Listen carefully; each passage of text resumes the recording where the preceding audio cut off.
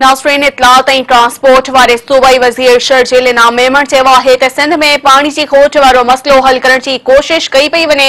पाणी जी खोट सबब आबादगारनि जी परेशानियुनि जो अहसास आहे। पाणी जी खोट वारो मामलो गडियल मुफ़ादनि वारे काउंसिल में उथारियो वेंदो।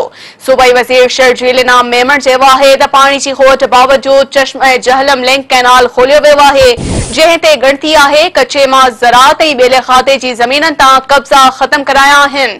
सिंध जे वॾनि शहरनि में स्ट्रीट क्राइम वधी रहिया आहिनि। अमन अमान कायम करण हुकूमत जी अवलीन तरजीह आहे। नाज़रीन अवां सां अहम ख़बर शेयर कंदा हलूं त इतलात ऐं ट्रांसपोर्ट वारे सूबाई वज़ीर शर्जील इनाम मेमण चयो आहे त सिंध में पाणी जी खोट वारो मसलो हल करण जी कोशिश कई पई वञे।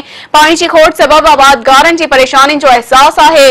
पाणी जी खोट वारो मामलो गडियल मुफ़ादनि वारे काउंसिल में उथारियो वेंदो। सूबाई वज़ीर शर्जील इनाम मेमण चयो आहे त पाणी जी खोट बावजूद चश्मा जहलम लिंक कैनाल खोलियो वियो आहे, जंहिं ते गिणती आहे कचे मां ज़राअत ऐं ॿेले खाते जी ज़मीननि तां कब्ज़ा ख़त्म कराया आहिनि। सिंध जे वॾनि शहरनि में स्ट्रीट क्राइम वधी रहिया आहिनि। अमन अमान कायम करण हुकूमत जी अवलीन तरजीह आहे।